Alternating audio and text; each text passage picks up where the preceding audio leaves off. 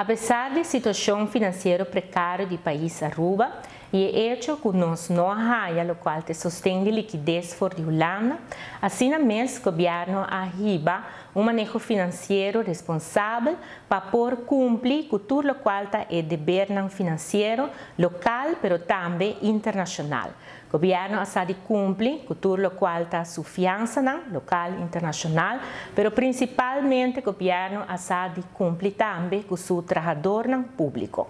Turluna a paga, o qual é salário é tempo estipulado, e a luna aqui também conforme, o qual vira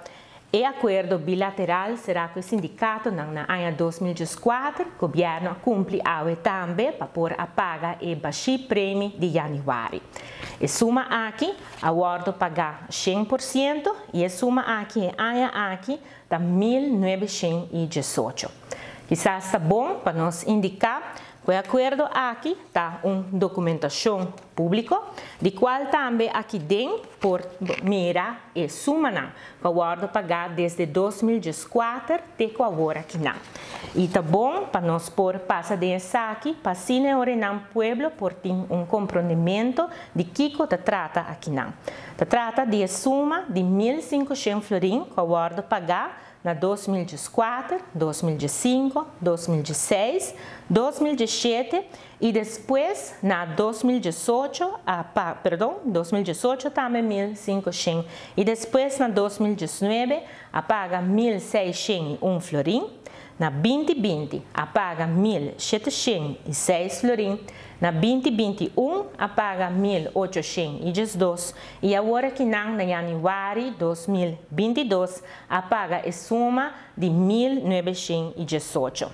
Segundo a tabela aqui a primeira para o ano 2023 paga 2024 e o acordo aqui acaba na 2024 com a suma de 2.129 florim. Essa aqui está o acordo e essa aqui também está uma obrigação financeira que o governo de Aruba a percorrer, apesar da situação financeira precária que nós está dentro a cumprir também com o qual vira e pago de aqui na empregado público. Com essa aqui nós estamos